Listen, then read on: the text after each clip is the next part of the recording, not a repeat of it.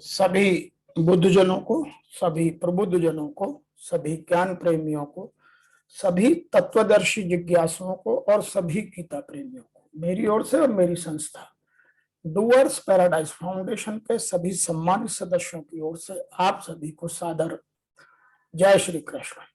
आज हम वर्तमान युग में आध्यात्मिक चिंतन की श्रृंखला के तहत गीता के 9वें अध्याय के श्लोक संख्या 11 की व्याख्या कर रहे हैं। श्लोक संख्या 10 में भगवान के साकाश से प्रकृति द्वारा चराचर जगत की उत्पत्ति का कथन और इस 11वें श्लोक में भगवान के प्रभाव को न जानने के कारण उसका तिरस्कार करने वालों की निंदा, जो भगवान को साधारण मनुष्य मानते हैं उनकी यहां निंदा कर रहे हैं। ऋषि वेदव्यास जी ने लिखा है, अवजानन्ति माम मूढ़ाः मानुषीमतनुम् आश्रितम् परम भावम् अजानन्तः मम भूत महेश्वरम। इसका तात्पर्य यह हुआ कि मूर्ख लोग मेरे संपूर्ण प्राणियों के महान ईश्वरीय रूप श्रेष्ठ भाव को न जानते हुए, किस भाव को नहीं जानते हुए? महान ईश्वरीय श्रेष्ठ भाव को, मुझे मनुष्य शरीर के आश्रित मानकर, वो मेरे इस ईश्वरीय श्रेष्ठ भाव को न जानकर मुझे मनुष्य शरीर के आश्रित मानकर अर्थात साधारण मनुष्य जानकर मेरी अवज्ञा करते हैं। भगवान से बड़ा कोई ईश्वर नहीं है, परमात्मा से बड़ा कोई ईश्वर नहीं है, वह सर्वोपरि है। परंतु अज्ञानी मनुष्य उन्हें स्वरूप से नहीं जानते, वे अलौकिक भगवान को भी अपनी तरह लौकिक मानकर उनकी अवहेलना करते हैं और नाशवान शरीर संसार ही की सत्ता मानकर उनका भोग तथा संग्रह में लगे रहते हैं। यहां बहुत साधारण शब्दों में कुछ लोग इस तरह भी कहते हैं कि मेरे परम भाव को न जानने वाले मूढ़ मनुष्य, मुझे मनुष्य का शरीर धारण करने वाले मुझ संपूर्ण भूतों के महान ईश्वर को तुच्छ समझते हैं, अर्थात अपनी योग माया से संसार के उद्धार के लिए मनुष्य रूप में विचरते हुए भी मुझ परमेश्वर को साधारण मनुष्य ही मानते हैं। In English, fools disregard me clad in human form, not knowing my higher beings as the great Lord of beings. Some people are explaining in a different manner. The ignorant do not know my supreme nature as the great Lord of all beings. They show disrespect to me as someone who has adopted a human form. That is why here Paramatma is telling us the reality what we are doing. तो इसको और गहराई में समझने के लिए हमको थोड़ा सा आध्यात्म में डुबकी लगानी आवश्यक है। यहां लिखा है, परम भाव जनमंतो मम भूत महेश्वरम, जिसकी सत्ता स्फूर्ति पाकर प्रकृति अनंत ब्रह्मांडों की रचना करती है, चर अचर स्थावर जंगम प्राणियों को पैदा करती है, जो प्रकृति और उसके कार्य मात्र का संचालक, प्रवर्तक, शासक, संरक्षक है, जिसकी इच्छा के बिना किसी वृक्ष का पत्ता भी नहीं हिलता। प्राणी अपने कर्मों के अनुसार जिन जिन लोकों में जाते हैं उन लोकों में प्राणियों पर शासन करने वाले जितने भी देवता हैं उनका भी जो ईश्वर है, मालिक है और जो सबको जानने वाला है, ऐसा यह मेरा भूत महेश्वरम सर्वोष्ठ भाव स्वरूप है। जो लोग इसे नहीं जानते वो अज्ञानी है। आगे लिखा है परम भावम, कहने का तात्पर्य है कि मेरे सर्वोष्ठ प्रभाव को, अर्थात करने में, न करने में और उलटफूर करने में जो सर्वथा स्वतंत्र है, जो कर्म, क्लेश, व्यापक आदि किसी भी विकार से कभी अबाध्य नहीं, जो क्षर से अतीत और अक्षर से भी उत्तम है तथा वेदों और शास्त्रों में पुरुषोत्तम नाम से प्रसिद्ध है, ऐसे मेरे परम भाव को मूढ़ लोग नहीं जानते। इसी में वो मेरे को मनुष्य जैसा मानकर मेरे साथ मनुष्य जैसा व्यवहार करते हैं। आगे लिखा है मानुषी तानुमामृषतम। भगवान को मनुष्य मानना क्या है? जैसे साधारण मनुष्य अपने को शरीर, कुटुंब, धन, संपत्ति, पद, अधिकार आदि आश्रित मानते हैं, अर्थात शरीर, कुटुंब आदि की इज्जत प्रतिष्ठा को अपनी इज्जत प्रतिष्ठा मानते हैं। उन पदार्थों के मिलने पर अपने को बड़ा मानते हैं और उनके न मिलने पर अपने को छोटा। और जैसे साधारण प्राणी पहले प्रकट में थे या नहीं थे, बीच में प्रकट हो जाते हैं, अतः अंत में फिर पुनः अप्रकट हो जाते हैं। यह बात गीता के दूसरे अध्याय में बताई जा चुकी है। ऐसे ही वे मेरे को भी साधारण मनुष्य मानते हैं। वे मेरे को मनुष्य के शरीर के परवश मानते हुए, अर्थात साधारण मनुष्य मानते हुए, मुझे उनकी तरह ही महसूस करते हैं और मेरे साथ वही व्यवहार करते हैं। भगवान शरीर के आश्रित नहीं होते। शरीर के आश्रित तो वो होते हैं जिनको कर्म भोग के लिए पूर्वकृत कर्मों के अनुसार शरीर मिलता है, परंतु भगवान का मानवीय शरीर कर्मजन्य नहीं होता। वे अपनी इच्छा से इस समस्त मानव जाति के कल्याण के लिए प्रकट होते हैं। यह बात गीता का 10वां अध्याय स्पष्ट रूप से बताता है। और स्वतंत्रता पूर्वक उनका मत्स्य, कच्छप, वराह आदि अवतार, उन्होंने जैसे जैसे प्रकृति का इवोल्यूशन हुआ, उस क्रमानुसार जैसे जैसे हमारी संस्कृति का विस्तार और व्यापकता बढ़ी, वैसे वैसे उनके अवतार लेने का भी क्रम बढ़ता गया। इसलिए उनको न तो कर्म बंधन होता है और न वो शरीर के आश्रित होते हैं, प्रत्युत शरीर उनके आश्रित होता है। प्रकृतिम स्वाम अधिष्ठाय संभवामि, प्रकृति को अधिकृत करके प्रकट होते हैं। तात्पर्य यह हुआ कि सामान्य प्राणी तो प्रकृति के परवश होकर जन्म लेते हैं तथा प्रकृति के आश्रित होकर ही कर्म करते हैं, पर भगवान स्वेच्छा से, स्वतंत्रता से अवतार लेते हैं और प्रकृति भी उनकी अध्यक्षता में काम करती है। मूढ़ लोग मेरे अवतार के तत्व को न जानकर मेरे को मनुष्य शरीर के आश्रित मानते हुए मेरे साथ वही व्यवहार करते हैं, तो फिर वो मेरे शरण कैसे होंगे? हो ही नहीं सकते।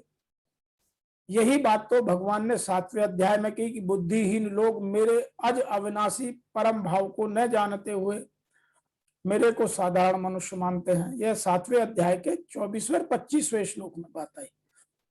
इसलिए वो मेरी शरण नहीं होकर देवताओं की शरण में जाते हैं। और यहां लिखा है अवजानन्ति माम मूढ़म, जिसकी अध्यक्षता में प्रकृति अपने अनंत ब्रह्मांडों को उत्पन्न और लीन करने में लगी रहती है, जिसकी सत्ता स्फूर्ति से संसार में सब कुछ हो रहा है और जिसने कृपा करके अपनी प्राप्ति के लिए मनुष्य शरीर धारण किया है, ऐसे मुझ सत्य की तुलना या मुझ सत्व की मूढ़ लोग अवहेलना करते हैं। वे मेरे को न मारकर उत्पत्ति विनाशशील पदार्थों को सत्य मानकर उनका संग्रह करते हैं, उनका भोग करते हैं, उनमें लिप्त रहते हैं। और यह लिप्त रहना, भोग करना, संग्रह करना मेरी अवज्ञा है, मेरे आदेशों की अवहेलना है।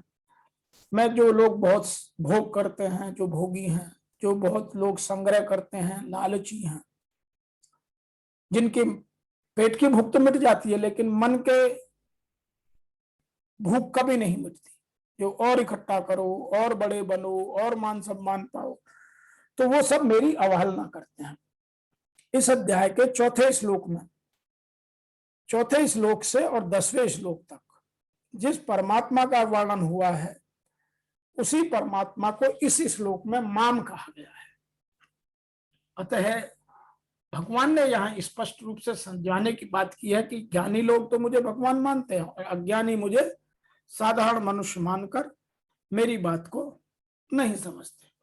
वर्तमान युग में मैं इसकी एक व्याख्या कुछ ऐसे भी कर सकता हूं, संपूर्ण भूतों के महान ईश्वरीय रूप मेरे परम भाव को न जानने वाले मूढ़ लोग मुझे मनुष्य शरीर का आधार वाला और तुच्छ समझते हैं। संपूर्ण प्राणियों के ईश्वर का भी जो महान ईश्वर है उस परम भाव में मैं स्थित हूं, किंतु मनुष्य शरीरधारी लोग मेरे इस बात को नहीं जानते। वे मुझे मनुष्य कहकर संबोधित करते हैं।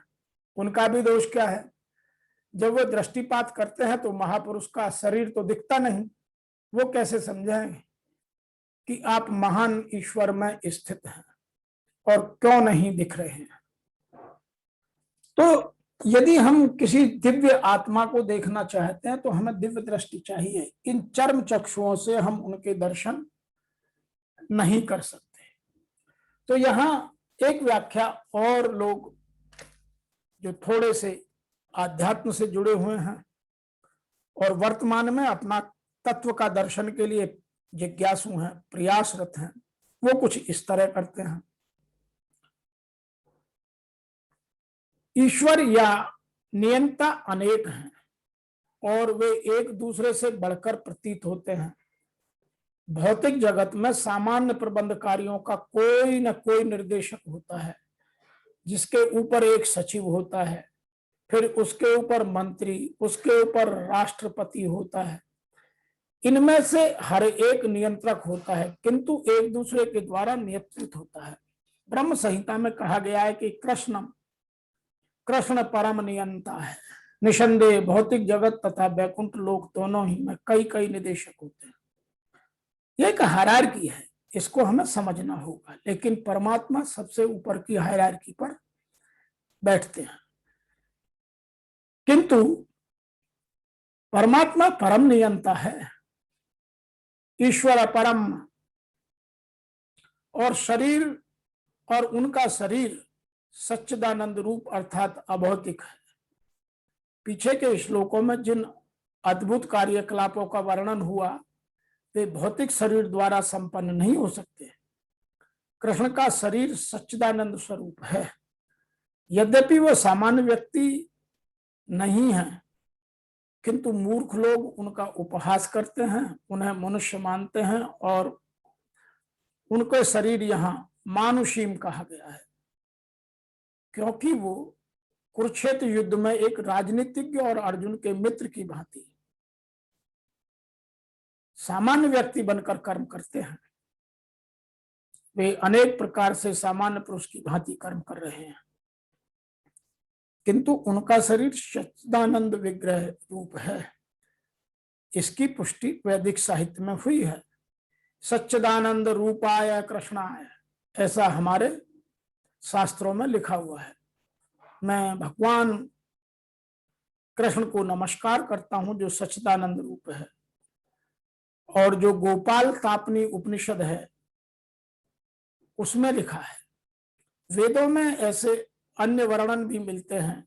तमेकम गोविंदम, आप इंद्रियों तथा गायों के आनंद स्वरूप गोविंद हैं। सच्चिदानंद विहग्रम, आपका रूप सच्चिदानंद स्वरूप है।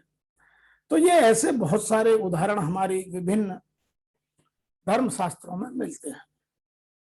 तो हमें यह बात समझनी चाहिए। लेकिन यहां भगवान कह रहे हैं कि ये मूढ़ यह भी नहीं जानते कि इस जगत में भगवान का अवतरण उनकी अंतरंगा शक्ति का प्राकट्य है। वे भौतिक शक्ति अर्थात माया के स्वामी हैं, जैसा कि अनेक स्थलों पर यह वर्णन हो चुका है। मम माया दुरात्यया, भगवान का दावा है कि भौतिक शक्ति अत्यंत प्रबल है किंतु उनके वश में रहती है, और जो भी उनकी शरण ग्रहण कर लेता है वह इस माया को वश में करके उससे बाहर निकल जाता है।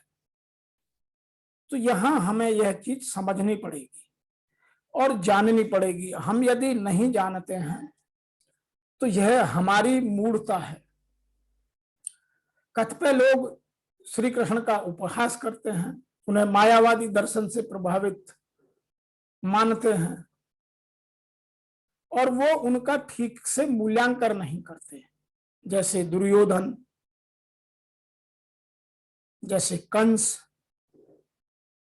और बहुत सारे लोग, ऐसे अनेक निर्विशेषवादी हैं जो मंदिर पूजा का भी उपहास करते हैं। वे कहते हैं कि चूंकि भगवान तो सर्वत्र हैं, फिर अपने को हम मंदिर तक ले जाकर क्यों सीमित रखें। यदि ईश्वर सर्वत्र हैं तो वो मंदिर में या अरवा विग्रह में कहीं भी मिलेंगे। यद्यपि सगुणवादी और निर्विशेषवादी निरंतर लोग लड़ते रहते हैं, किंतु जो परमात्मा तत्व को पहचानते हैं वे कभी भी इसमें कोई शंका उत्पन्न नहीं करते, जिसकी पुष्टि ब्रह्म संहिता में भी हुई है। यद्यपि उनका निजी धाम है वैकुंठ और वो वहीं निरंतर वास करते हैं, किंतु वे अपनी शक्ति की विभिन्न अभिव्यक्तियों द्वारा तथा अपने श्वास द्वारा भौतिक तथा आध्यात्मिक जगत में सर्वत्र विद्वान रहते हैं। तो यहां गीता भगवान के स्वरूप को स्पष्टतः हमें समझाने का प्रयास करती है, और जो लोग नहीं समझते हैं उनको भगवान फिर अगले श्लोक में एक नई बात बताते हैं, जिसकी व्याख्या लेकर हम आपके साथ पुनः प्रस्तुत होते हैं। और आज के जो श्लोक संख्या 11 है, इससे जो हमें भाव मिलता है वह यह मिलता है कि हम इन चर्म चक्षुओं से उस दिव्य साकार के दर्शन नहीं कर सकते। उसके लिए हमें दिव्य दृष्टि प्राप्त करनी होगी, क्योंकि वह शरीर धारण करके भी हमको साधारण मनुष्य की तरह नजर आते हैं, क्योंकि हमारे इस दृष्टि पर माया का पर्दा डला हुआ है, और यदि हम इस माया रूपी पर्दे को नहीं हटाएंगे तब तक हमारा उद्धार नहीं हो सकता। आज के इस श्लोक की व्याख्या में इतना ही। फिर आपसे शीघ्र मिलते हैं। तब तक के लिए आपको मेरी ओर से और मेरी संस्था डूअर्स पैराडाइज फाउंडेशन के सभी सदस्यों की ओर से सादर जय श्री कृष्ण।